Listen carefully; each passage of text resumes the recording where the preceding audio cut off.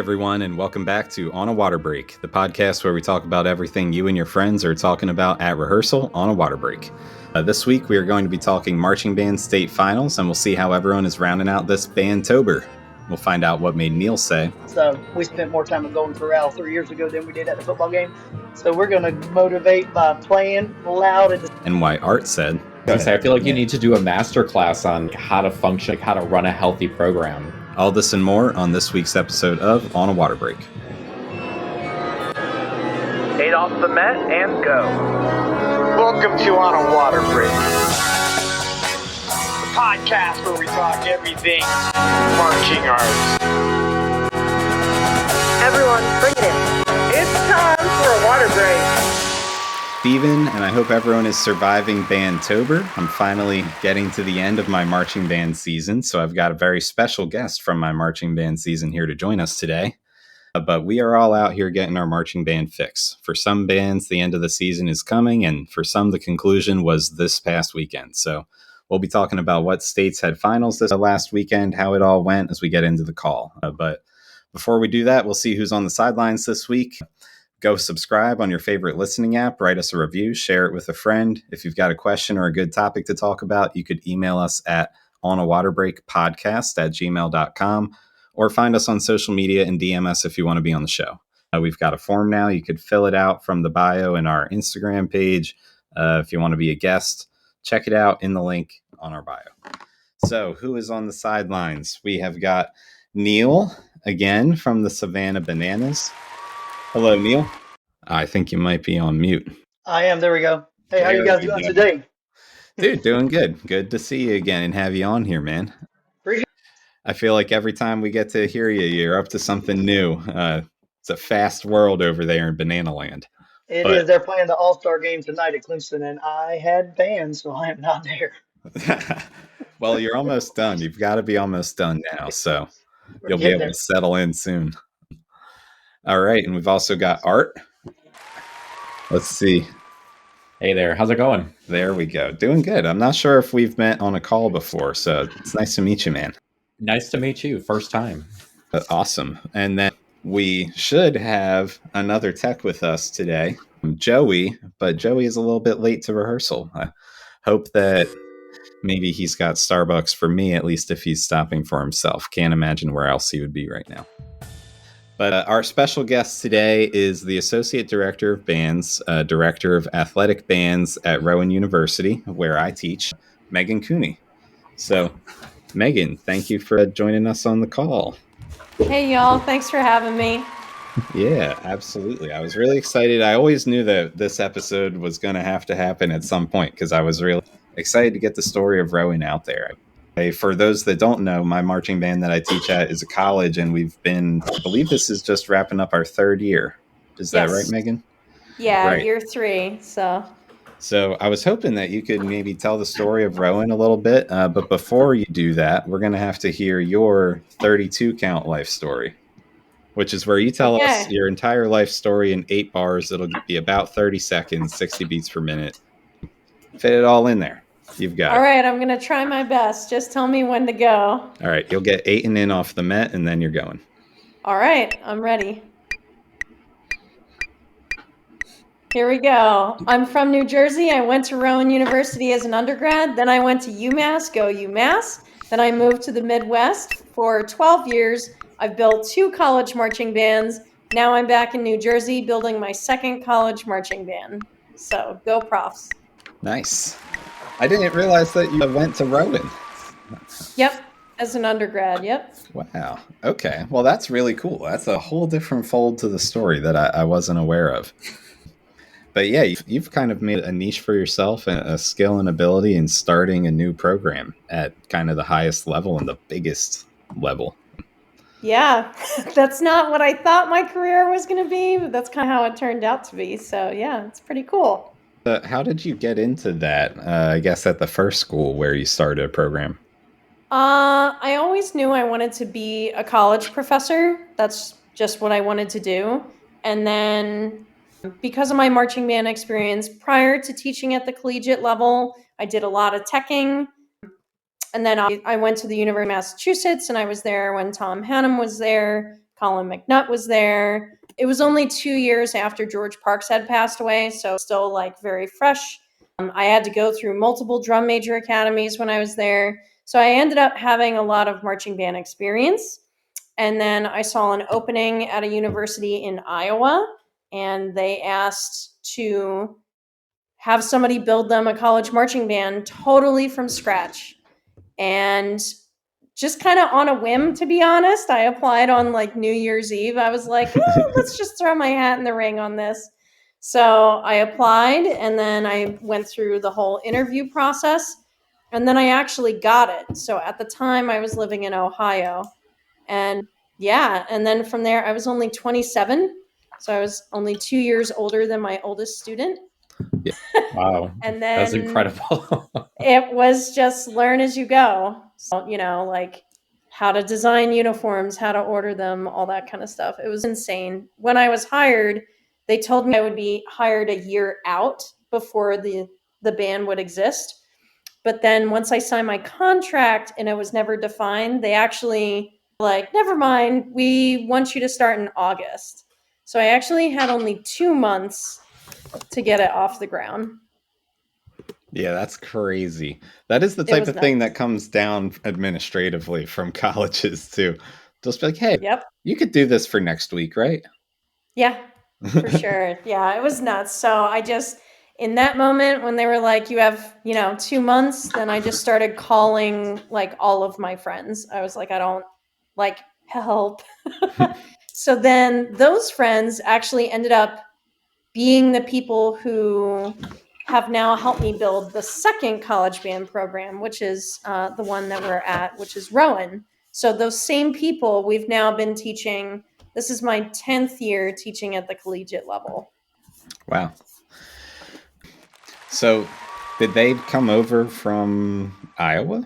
Yeah, so I have a collection. It's like a collection of people, right? So who was one of the people that was running the Drum Major Academy when I was a grad assistant at UMass. Mm-hmm. I called her up. Her name's Rachel Rivard. So she helped me out in Iowa build that program.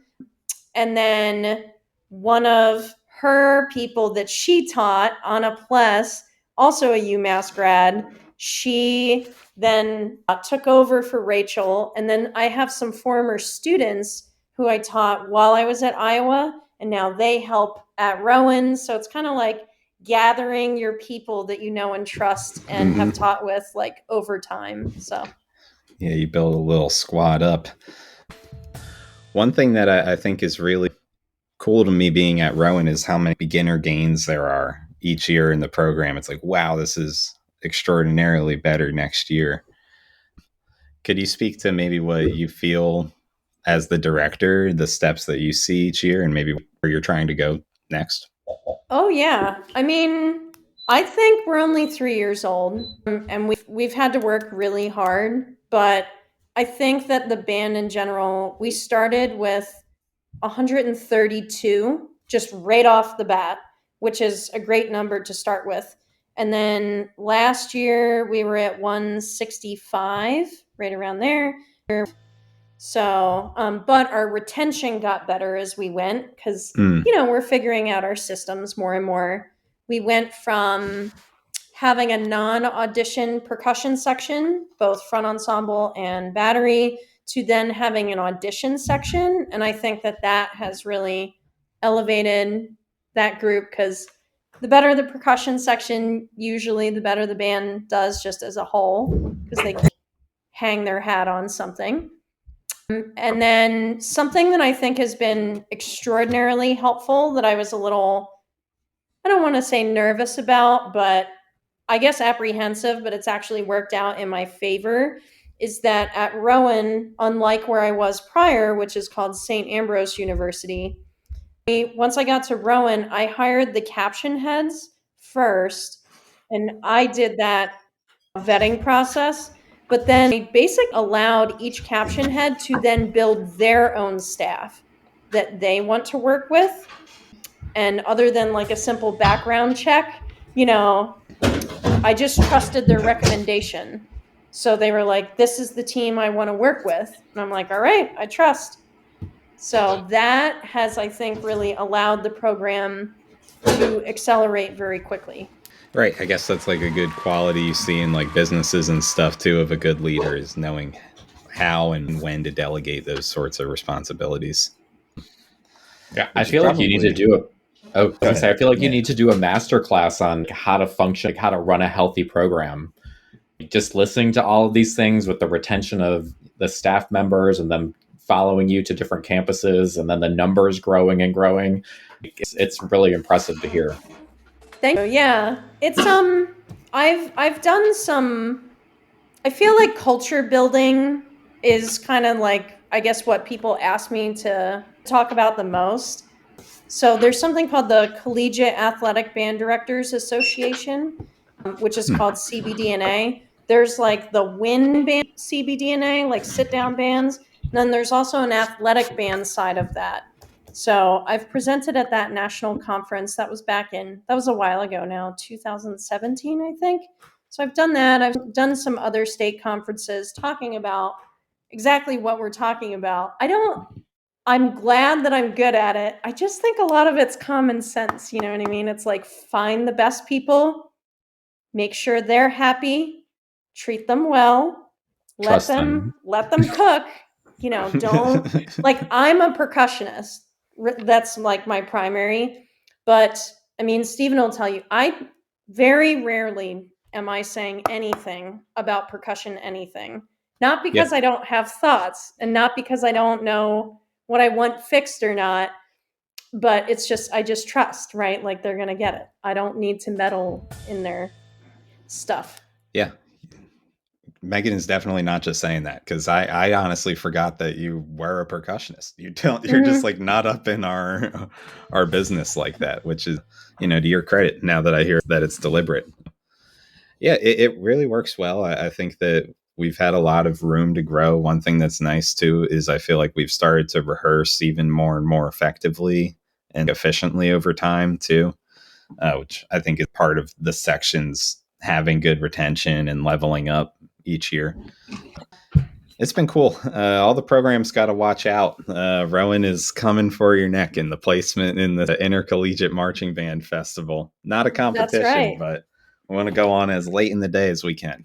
Absolutely. So, yeah, awesome. I do want to go around the horn here if anyone's got an idea, but one thing I've been wanting to say for a while, Megan, is next year's show. I really think we got to do an ABBA show. I don't know about ABBA. I was Mamma thinking Mia, I'm ready. Diva show. Diva could be good. I like that. I'm thinking about Dancing Queen. I'm thinking about, oh man. Listen, my sixth graders last year, we let them do a project where they had to go to J.W. Pepper and find their favorite tunes. More than half of them picked Mamma Mia. Really? They're like, this is great. Okay. So there you go. I got one of your tunes right there. See? Let me cook. All right. Well, let's take this time to preview some awesome weekly episodes and bonus content that we've got going on. Bandtober Breakdown is continuing on other episodes. We've got one for Texas bands, drill science and marching accountability with Whitney, Alicia, Joey, and a newcomer, Amari. We've also got the author of The Perfect Tuba, Sam Quinones, with Chris Rutt, Trish, and Nicole, and the Collegiate Marching Band Festival episode with Kelly Gumble. And a special bonus episode that Jeremy and Ricardo did with the Latrice Royale. You've got to check that out. That is coming out on Monday. But we will be back with you in a moment. Megan and I got to go discuss next year's show. And then we'll be back out in the field.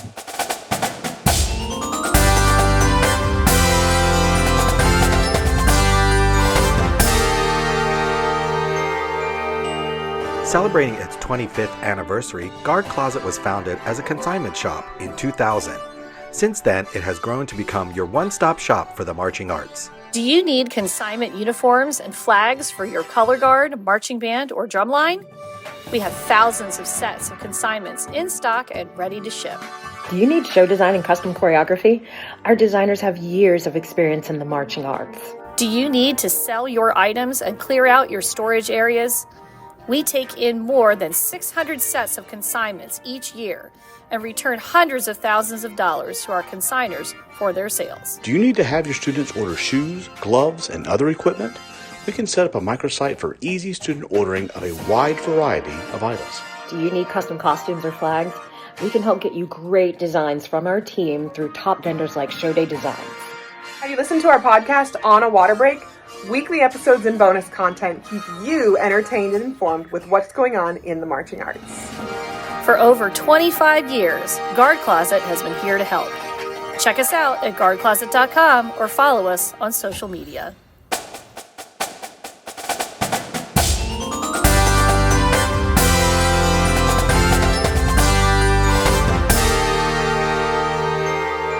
All right, let's get into the news.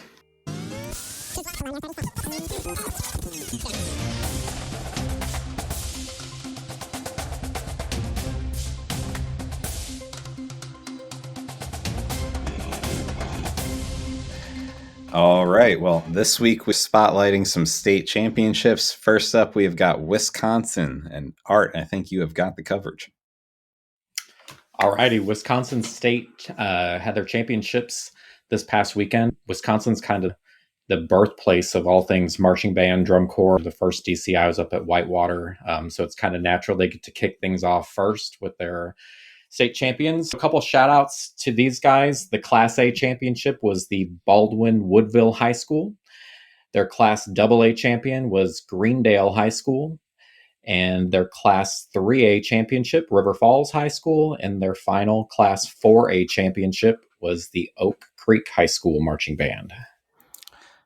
All right, Greendale cleaned up with the high score. World famous Greendale High School. All right. And Neil, I think you've got another story of HBCU division rankings. Yeah, the Red Lobster Band of the Year competition. Florida A&M University's Marching 100 has jumped up in the first place in their top 12. And their top 12 look like Florida A&M, Norfolk State, North Carolina A&T, Southern University. And I don't understand Jackson State University and Bethune-Cookman has said they've withdrawn from finals consideration. We'll go ahead and say Alabama A&M, Hampton, Prairie View A&M, Grambling State, Texas Southern, and South Carolina State University. That's your top 12. I don't understand. I don't know how they score this and if it's kind of leading into the Honda Battle of the Bands, but I'd be interested if viewers are watching this and you know how they score this to shout it out and kind of let us know their scoring system. We play Stan's tunes. I love HBCU bands and listen to what they do. And my favorite thing about them is how every single one of them give every single bit of effort they have every single time they put air on that drum. Every one of them put max effort, and that's my favorite thing. And I mean, we don't play like that, but to watch it and to show my kids all the time because we play a lot of Stan's tunes. Like that's how you go after what you're doing wholeheartedly, and that's just how you do it. And so I'd be interested in the scoring system and to see how they do this. So like I said, if anybody knows and has some better insight, hit us up and let us know in the comments or wherever you can, because I would definitely read it and look into it and get some more knowledge about it. Yeah, that'd be interesting to know about. Definitely let us know. And then I got to check out the shows as well. It'd be interesting to like see what Florida A&M is up to. I haven't checked anything from this year.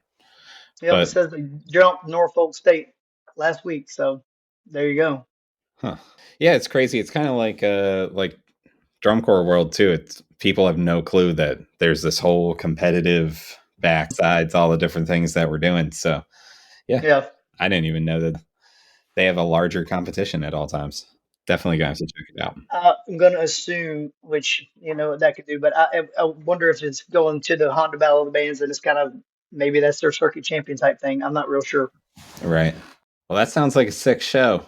Maybe Jeremy can send a representative from On a Water Break. And there's also, I don't know if you guys know this. I just learned this. So when we were at the Allentown Intercollegiate Festival, there was one HBCU band that was there, and they're called Delaware State University. And apparently their drum major is now It's like ESPN rates HBCU drum majors, which I don't know if that's separate from what y'all are talking about or not. Yeah. But apparently Delaware State's drum major is in like the top 12 right now. Oh, wow. Nice. Well, it does say, somebody made a quote that until you get to Atlanta, bands are only competing with themselves. So I guess the Battle of the Bands in Atlanta, the Honda Battle of the Bands, must be the championship type The main contest right event. there. Yeah, but sounds cool. I Is can that in listen to them. Mercedes-Benz Stadium? Yeah. Yeah, that's pretty cool. Yeah, you're down there. Maybe Jeremy will send you. I had tickets like 8 years ago. Somebody gave me some tickets that I couldn't end up going. I think I had an indoor drumline practice or show or something that I couldn't make it to, and I was really bummed because I would see that like in person. Yeah, I only watch it on my phone or on the computer. I would love to see that in person. for sure. All right, well, I think we've got one more story here on news for this week. Megan, what do you got for us here? Yeah, so it looks like Youth and Music up in Minneapolis, Minnesota. They had their state championships. In prelims, we had first place, Class A, was Harrisburg High School. First place in Class 2A was Mankato area. Class 3A, AAA, was Irondale High School in first place. And Class 4A was Rosemont High School, which then led to their championship finals. So championship class, first place was Rosemount High School with an 87.2, and then Sioux Falls Lincoln High School with an 85.9. Are these all schools from Minnesota, or is this like larger multi-state? I think it's, I mean, to be honest, I'm not 1,000% sure, but I believe it's just in the state of Minnesota. Okay. That does. Okay. Yeah. Because as soon as you said Harrisburg, my like little goldfish brain from Pennsylvania was like, oh, Central PA, shout out. No, certainly not. We're in Minnesota. But shout out to those bands. I wish we had like little clips or something that we could pull. But next weekend is a big one. Many states are going to be holding their marching band finals. We want to celebrate all the hard work that goes into those performances. So if you want to shout out for your state or your band's your state final results, or everyone's show is different, but everyone's effort is the same, and we love celebrating it here. So if you've got something good that you're proud of, send it in. Maybe we'll talk about it. Maybe we'll be able to share it. But hit us up. We would love to hear what you got. Hi, everyone. It's time for your travel tip of the week with me. I'm Beth with Peak Group Travel. Are you traveling with delicate or oversized instruments? Be sure to check with your bus company or your airline for any extra fees that you may incur or any climate-specific needs you have for your instruments. A little extra legwork before you leave could help you avoid costly repairs when you arrive. Don't forget to like and follow Peak Group Travel on Facebook, Instagram, and LinkedIn, and be sure to email info@peakgrouptravel.com when you're ready to start planning your next performance tour. I'm Beth with Peak Group Travel and your travel tip of the week.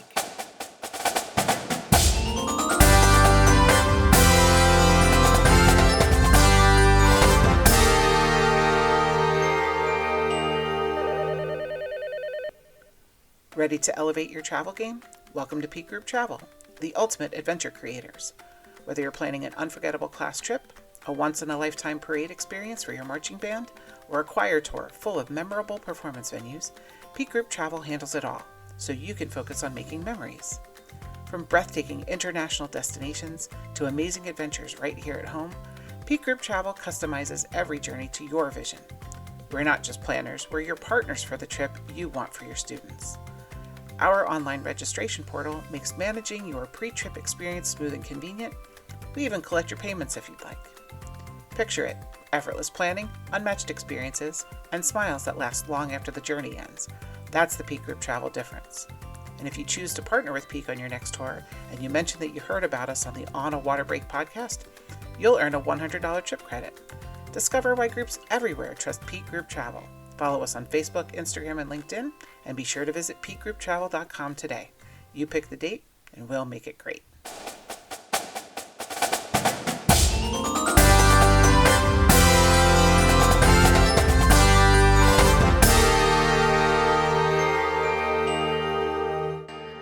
Okay, everyone. We are so back. 60-second TikTok.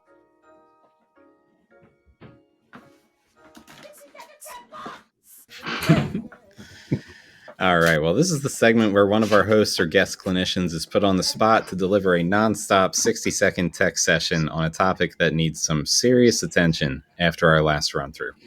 So our special tech this week has come prepared with 3 topics that they think they can talk about for a full 60 seconds straight. No pauses, just pure technical gold flowing straight from Neil. And Neil, you said that your best topics were motivation at the end of the year, teaching middle school percussion from the podium, and frankly, I don't really care to hear about this, but the Falcons and why we aren't getting credit when we are playing pretty good this year. So we'll leave it up to the call. What do we want to hear from Neil? I'm ready for some motivation. Motivation? Yeah. We are getting to the end of the year. It is time. Mid-season slump. Yeah, I need a little push to the end here. You guys are real mid-season. We're into season. Time. And then when I hit go, let's see what you got. Let me turn on the most abrasive and aggressive, the good old-fashioned. Not to alarm you. All right. I'll hit go and you'll get 60 seconds to get us some motivation for the end of this fall marching band season. All right? All right. 3, 1, go. Well, if you're like me, you don't go all the way to BOA Grand Nats. So I'm actually going to BOA Grand Nats with my daughters and the band director that I work with, so we can go watch and motivate the kids. And we usually do a watch party, so they get to see that. But also, the best thing about this year, honestly, is Halloween is on a Friday night. So we're going to costume it up, and we're going to do some fun marching band on the field and some goofy costumes so that the kids have a blast. You know, get candy at the end of the night because they're all going to miss trick-or-treating. And even though they're 15, 16, 17, they still want to go trick-or-treating. Don't let them lie to you. So that, and we're really motivated because if we win like another football game, we're going to have a home playoff game. So we would rather do that than drive all the way up to Atlanta, 4.5, 5 hours to possibly, end it and have to turn right back around. So we spent more time at Golden Corral 3 years ago than we did at the football game. So we're going to motivate by playing loud in the stands so our football team wins. Nice. Yeah, finding ways to make the end of the year fun. That's what it's about. I think it's fun on its own. Usually kids are excited about finals, but if you can do something special around this time of year, it's really cool. Yeah, we have a contest. Saturday is our wrap up. We have a contest Saturday, and that's our last one. So we'll go to the, seniors and socks and the whole thing. But like I said, dressing up on Halloween, that's definitely a winner. Rowan's going to be rehearsing on Halloween. You that's dressing right. up, Megan? Of course. Bandolin, baby. I want to be one of the Pop-Tarts from the Pop-Tart Bowl. Like the unhinged mascots. Man, I love them. I got my costume on order. Nice. I'm going to have to speed order. I'll be Amazon Basics. It's going to look terrible. Listen, my fall concert is Tuesday night with my middle school kids, and me and my assistant director are going to be 6 and 7. So we're going to throw that out. You got to buy in. There is no stopping that train. All right. Well, that was a solid 60-second tech block.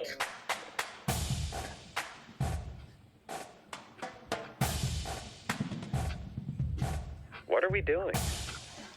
Nicole knew exactly what I was thinking. That was perfect. Solid 60-second tech block. Hopefully someone out there got the tech advice that they didn't even know that they needed. But now it's time to switch things up. It's time for everyone's favorite. We'll hit the what are we doings, which is where we can let loose a little bit or perhaps a lot of it. It's your chance to rant about something in the marching arts that just does not make sense to you. Could be a tradition that needs to go or a habit that performers can't seem to break. Maybe it's something that makes you think, why are we doing this? Or why haven't we started doing this yet? Whatever it is, it's your moment to call it out. And for Megan to get a good example of a what are we doing, I'll kick things off, which I would say, what are we doing just accepting that college baselines are going to be bad? I feel like everywhere I go, everyone just is like, oh, it's a college baseline. It's college. Our college baseline at Rowan is very good. We have 7 students that take it seriously, which is all it actually takes. It's like, what are we doing boils down to is, why are you just like accepting that a couple sections in the band are probably just not going to take it seriously because it's not like, oh, it's not the lead trumpet or it's not the snare drum. Like, I've got 7 bass drummers and they all try every time, and in like the 2 years I've been here, we've gotten a lot better already. So that's one of the things I think is so fun about Megan. I have like a cool Venn diagram, big bass line, but lots of talented and committed members. Yeah, absolutely. Wait, can I have a what are we doing? Of course. Yeah, you can go ahead. Speaking of bass lines, why is it that when colleges start marching bands and the students need to practice their instrument, when they take their instrument into the practice room, that everybody then complains that it's too loud, right? It's like, where are we? You're starting a college drumline. They need to practice. They're taking their instrument into a college practice room. But then it's like a violin player is complaining, which understandably so. But like, they're like, well, I can practice my instrument, but this kid, and I'm like, man, this kid is marching United World. Like, get out of here. So what are we doing, man? Yeah, those are probably my United kids. They are. Let them practice. Come on. Yeah. So what are we doing? Yeah, that's a tough one, I guess, because it's everyone wants to start a college marching band. No one wants to commit the facilities and the time and the space to the band actually existing, is what I bet is something you're probably used to contending with, Megan. Oh yeah, we're gonna have to get some camping lights, like, because college campuses, so we rehearse at night, right? And so sometimes we can't get into the stadium or the field or whatever. Not a problem. So we're just having sectionals or subsectionals around campus. But the way most college campuses are designed, only the pathways or the walkways closest to the buildings are lit properly so that you can see. So in order for us to be able to see anything or see each other, we're now close to the academic buildings, and then the academic professors complain, and it's like, so we're going to order some camping lights, like solar powered. We're going to bring the light to us. Nice. That reminds me of what I've always said I want to do for UP Base, which is you go out to a bar in the wintertime. Maybe they have outdoor dining. Over the last couple of years, many had it. The big tower heater. Mm-hmm. Yes. Which I could set up in the parking lot, and then my bass drummers could form a circle around. And then we could drum outside, just like those Californians, all winter long with our giant space heater. I like it. All right, let's hit some more What Are We Doings. Art or Neil, do you guys have a What Are We Doing? Yeah, I've got one, and mine's, I guess, kind of tying into Neil's 60-second block about finding motivation. Mine is, what are we doing? Overloading our schedules for marching band. You know, it's like Bandtober is Bandtober, but sometimes it gets a little bit intense. So I'm a Texas guy, and you know, we do every football game home and away. We do a contest every Saturday. Every contest is prelims, finals.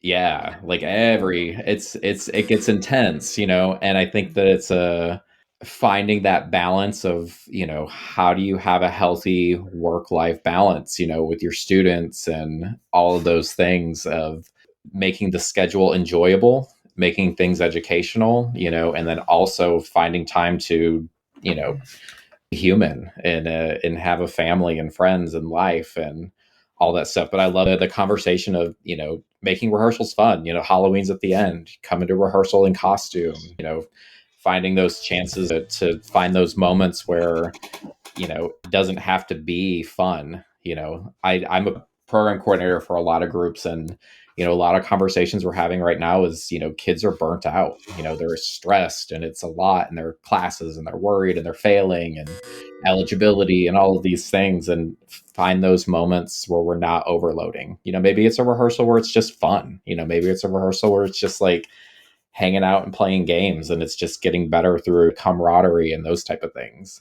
But that's my what are we doing? Schedules, finding those times to be human. It's hard. I typically don't find the time to be human. I turn into like a bug or like a little demon or something during the fall season. Yeah. Well, yeah, but I don't take care of myself. the kids, all they talk about is those stupid, goofy moments. To us, we're like, that was nothing. And they are like, that is everything. So it's those that, they like the winning, they like the competing, whatever. But when it comes down to it, they still like to be kids.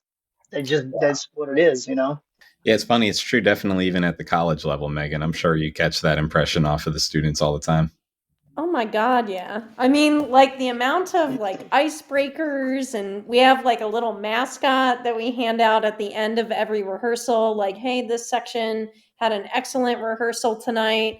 Our mascot's an owl. And I bought this thing for $3 at like a Dollar Tree. It's a kickball wrapped in like some fur, and it looks like an owl. And so when we originally got it, the Barbie movie had just come out. And so his name is Owlin. So at the end of every rehearsal, either a section or a subsection wins Owlin. And so Owlin, they developed like an AI generated podcast voice for Alan. It's insane. He has a backstory, like his favorite. It's insane. He has his own like Instagram page. It's wild. Wow. So Alan's living more life than I am in the fall season. Yes, I am jealous of Alan. He's been on a motorcycle. I don't trust him, frankly.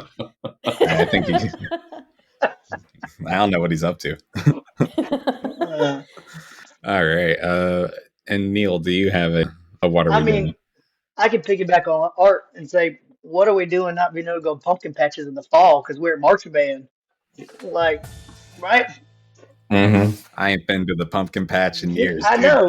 Give me some Saturday to go to the pumpkin patch with my family and just drink some fruity drinks with that cinnamon and whatever. So yeah, it's a lot. It is it is what we know what we signed up for, but it is a lot. Mm-hmm. It's a lot, and it's just a lot for a long time. So yeah, but I still agree those fun moments are invaluable to probably retention, and this also the overall their feeling toward the activity and what they gleaned from it was this fun time with my friends at this moment. Mm-hmm. So yeah, maybe we launched a good fundraiser idea of having a pumpkin patch in the stadium parking lot. So in between prelims finals, kids can go visit the pumpkin patch. Hit the pumpkin patch. Hay rides galore. Band dads can put on their gaiters, just roll with it. Between warm up and the performance, it's a hayride. Yeah. There you go. Pay what you please, pumpkin patch. That's what we'll do. All right. Great job, everyone. Set your equipment down. Gush and go. Well, we've all gotten it off our chests, and now we can get into our gush and goes. It's your chance to shout out something awesome that's happening in your life, marching arts related or not. You, like me, could be excited about a performance coming up, or maybe a student's success, big life event, or something cool you want to brag about. No negativity here, just pure, unfiltered hype. Anybody jump in to gush and go on about something? I mean, I'm excited. Our band is performing at the New York St. Patrick's Day Parade this year. That's pretty cool. Oh, nice. That's gonna be fun, right? Yeah, that's going to be a cool trip. Because that's a long trip for you guys, right? Yeah, it is. It's going to be a long bus ride in a day, but that's what it is. That's going to be cool, though. I bet a lot of your kids will have probably never been there, right?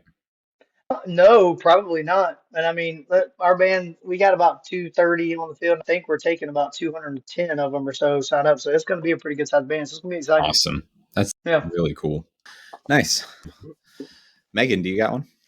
Absolutely. So in our third year, Rowan, we actually just marched in our first nationally televised parade for the Army Marines Parade in Philadelphia. So, and that was very stressful. We played National Emblem. It was great. But because it ended up going very well, and because that went so well, we actually already got our invite to march in the Philadelphia 2026 Thanksgiving Parade. So watch out. Very nice. Good next step forward for the program. I'll gush and go. I've got one. I've got my Kelly Green on today because it's Kelly Green week for the birds. And that's right. Go birds. Although I am an alternate still at the Eagles Drumline, there is a hole this weekend in the bass line. I'll be playing bass 2, the spot I know best. I'll be playing bass drum all day at the link on Sunday, wearing Kelly Green for the return of Brandon Graham. Going to beat the Giants. Can't wait. Nice. Art, what do you want to gush and go on about? My gush and go is just like, I feel like the marching arts activity is thriving. I think that like it's at its all-time high that it's ever been. I think people are super excited about the shows that people have created this year, and it's just like everybody's pushing the boundaries. It's crazy. I finished writing my last page of drill for this season last week, and I had my first call for 2026 marching band the next day. So like people are excited. Yeah, wow. Like people have like seen, they're like, hey, I saw this group on the field and they were incredible. And I just want to get the ball rolling. And, we grew this year and our numbers are growing and the parents are excited and activity's thriving. It's super cool to see, podcasts and everybody's just around the country. It's thriving. Super cool. Yeah, and I think me and Neil could even speak to another side as well. I think they're using things like Drumline and the marching arts more broadly in the regular world more too. So I've been seeing a lot more pro drum lines pop up on like Instagram scrolling, and I'm like, check those dudes out. Mm-hmm. But while you're there, I'm gonna need you to get Saquon Barkley to have a great game for my fantasy team. I'd appreciate that. Oh yeah, He did not last week. Dude, well, I'll talk to him. I'm actually contractually forbidden even from sports betting because of how close I am with all of the athletes on the team and all of the insider information they share with me. So I'll make sure to let him know because we keep it close like that. That's right. It's called Gush and Go, not Gush and Stay. Let's go. All right. Well, thank you, everyone, for a great rehearsal this week. Thank you all listening for spending time with us today. So Neil, Art, thank you guys both for coming on the show. Megan as well. Thank you for hopping on short notice. I was definitely excited to get to share Rowan's story on the podcast. But before I move on from that, where can they follow Rowan's band on Instagram? Oh, it's just at Pride of the Profs. So that's our mascot, the professorial owl. So it's at Pride of the Profs. At Pride of the Profs on Instagram is where you could follow our Rowan Pride of the Profs Marching Band. And if you've got a question or a good topic that you want to talk about, you could email us at onawaterbreakpodcast@gmail.com, or you could find us on social media and DM us there at onawaterbreak. If you want to be on the show, we've got a form that you could fill out now. It's in the link in our bio on that Instagram page. And we love having people on the show. So send us a form or send us a note. We'd love to talk to you. And real quick, shout out to Rowan because the young professor, the Bananas MC for every game, went to Rowan. And really? he's came back and spoke there a couple times. The flashy yellow jackets and our mic man that hosts all the games. He went there. Really? Yeah, Matt did. Rowan. That's all right. You said all right. Proud of the Profs, and I went, wait a minute, Professor. Oh, he went there. Yeah. So, yep. Nice. Wow, that's awesome. Rah, rah, Rowan. School. It's a big school. Getting bigger every year. Shout out to the young professor. Well, shout out the young professor indeed. Shout out the Profs. That's how I'm going to start calling our band because we're so new, Megan. We're going to be the young professor. I'll take it. All right. Well, you could all tell us where you could find you as well. Neil, where could our listeners find you? I'm Neil Drums 1, I'm pretty sure. All right. Art, where can they find Neil with an AL? Neil with an AL. Instagram, Facebook, you can search Art Grossman. I'm there. All right. Awesome. And if you want to follow me, you probably should just follow the Yeah Bass page at yeah_bass on Instagram. And one more thing, we have a YouTube channel, so go subscribe. You can see us all there. And before you close out of your podcast listening app, subscribe there as well. Write us a review, share it with a friend. You can follow us at social media on a water break, and we'll see you at the next rehearsal on a water break. The On a Water Break podcast was produced by Jeremy Williams and Christine Ream. The intro and outro music was produced by Josh Lyda. To learn more, visit lydamusic.com. And until next time, thanks for tuning in.